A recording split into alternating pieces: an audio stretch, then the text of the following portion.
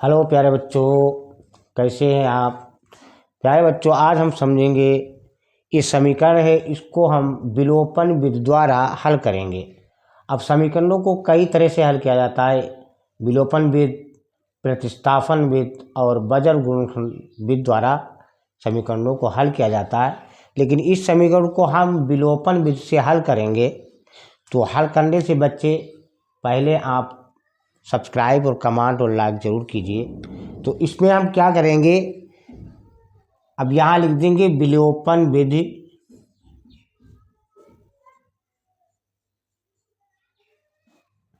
अब यहाँ गौर से देखिए, ये x + y = 5 ये पहली समीकरण मान ली, और 2x - 3y = 4 ये दूसरी समीकरण मान ली। अब इसको हल करने के लिए क्या करेंगे, y को आप मार दें या x को मार दें। मारने का मतलब ये है कि एक मान को हम पहले निकालेंगे, चाहे अब ये कटेंगे कैसे, जैसे यहाँ y है, यहाँ 3y है माइनस के, तो यहाँ पर भी 3y होते तो ये बराबर होते, तो प्लस माइनस कट जाते।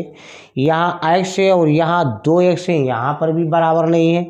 अब जब x का मान निकलेगा उसके बाद y का निकलेगा। अब यहाँ भी नहीं बराबर, यहाँ भी नहीं बराबर, यानी x भी बराबर दोनों समीकरणों में नहीं है और y भी बराबर दोनों समीकरणों में नहीं है। तो हम सबसे पहले बराबर करते हैं।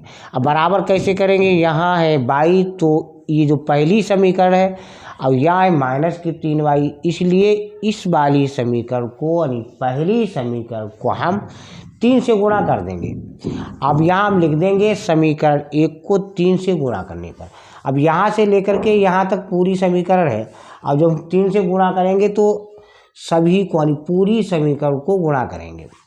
जैसे अब इसको 3 से गुणा की तो यहाँ लिखेंगे 3x, अब प्लस का निशान है तो प्लस लगाएंगे, y और 3 की गुणा 3y हो जाएगा, और बराबर है 5 है, इसकी भी 3 से गुणा, यानी जिस भी संख्या से गुणा करेंगे तो पूरी समीकरण में करेंगे, यहाँ करें चाहे यहाँ करें।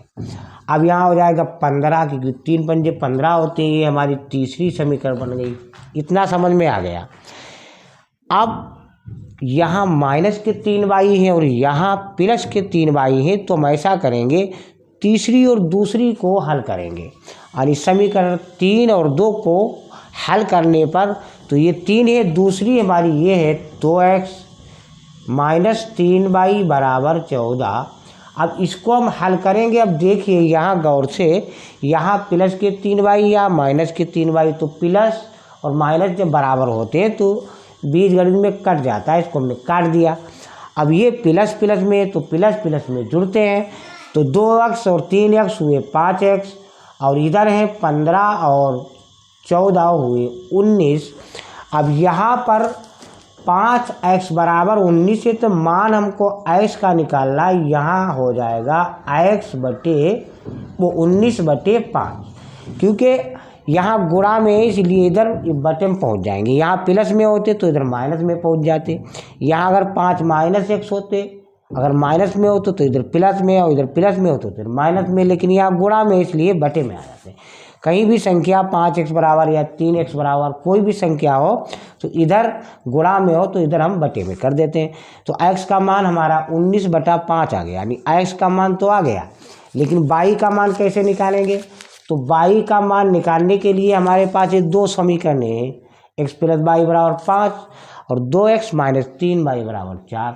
तो इन दोनों समीकरणों में किसी में इस x का मान हम रख देंगे, यानी x का मान 19/5 हमारा आया था। तो अब पहली हम समीकरण में मान रख देंगे, तो हम यहाँ लिख देंगे x का मान समीकरण 1 में रखने पर। तो एक समीकरण पहले लिखो, x + y = 5, और मान अब रखेंगे तो x का मान कितना आया था, 19/5 था, 19/5, और ये प्लस का निशान है y, और ये बराबर 5, y से बिल्कुल उतार लिया, कोई दिक्कत नहीं। अब हम y का मान निकालेंगे, यहाँ प्लस के y हैं। अब यहाँ गौर से देखने वाली बात है, ये 5 है तो 5 को हम जिसको अदला बदली नहीं करते जिस अंक की, तो उसमें कोई चिन्ह नहीं बदलता। अब यहाँ 19/5 है, तो उधर जाएंगे प्लस में तो उधर माइनस में हो जाएंगे, गुणा में तो यहाँ है ही नहीं, प्लस में 22 था। तो -19, ये 19 है, 10 मत समझ लेना, 19/5। अब यहाँ गौर से देखिए, अब हमारा बन गया ये भिन्नों वाला, नहीं ये भिन्न बन गई, यहाँ इसके बटे 1 मान लिया। अब भिन्नों में क्या करते हैं, चाहे माइनस में हो चाहे प्लस में हो, पहले हर बराबर करते हैं, तो यहाँ हर 1 है और यहाँ है 5, इसलिए इसको 5 से गुणा करेंगे तो ये हो जाएगा 25/5 और ये 19/5 है। अब हर बराबर होने पर एक ही बार हर लिखा जाता है, 5 लिख दिया और 25 में से 19 घटा दिए तो 6 बचे। तो हमारे दोनों मान आ गए, यानी x का मान आया था हमारा 19/5 और y का मान आया है हमारा 6/5। ये इसका है हल। कोई भी समीकरण हो, कोई भी अंक हो, आप इसी तरीके से विलोपन विधि द्वारा हल करेंगे, बच्चों समझ में आ जाएगा। लाइक और सब्सक्राइब जरूर कीजिए, कमेंट कीजिए।